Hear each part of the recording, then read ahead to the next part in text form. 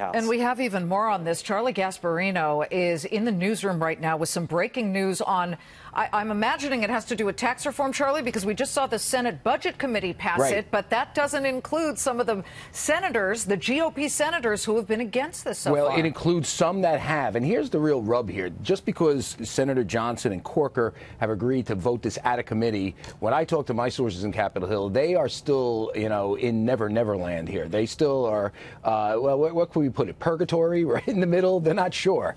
What I'm hearing from my sources on Capitol Hill is that there's growing anxiety that these guys are still on the fence at this late hour, that yes, they may have voted for, two of them may have voted for it to come out of committee, but other senators like Senator Daines and Flake still seem like they are no. And put that together with with Johnson and Corker and maybe McCain, who are on the fence, there's growing anxiety in the GOP that as good as this looks now, and the market obviously loves this, right? It's up up over 200 points, that this might be premature, that there's a few more layers here that they have to surpass.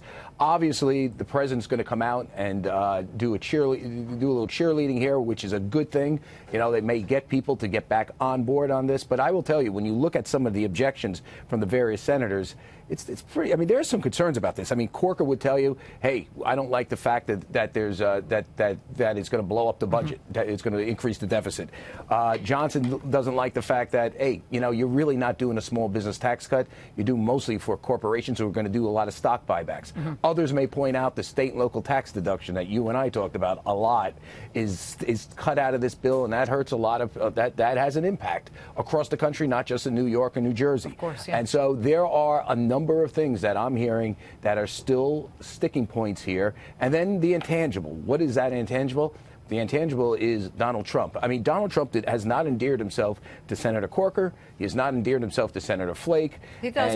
He honestly would say he does not care. And if they are taking that opinion, he feels he doesn't care. Well, I know it does come down to this vote, though. And here's the thing. He can not care, and they can vote against this and deprive him of a victory. I mean, my point is this. I think there are policy reasons why Susan Collins might be against it, although we hear that she's for it, or John McCain, or Corker, or Senator Johnson. Okay. Charlie, we just got a statement. Okay, but just let me make this point. But when it comes down to it, there's an intangible here, which is personality. People liked voting for stuff that Ronald Reagan wanted.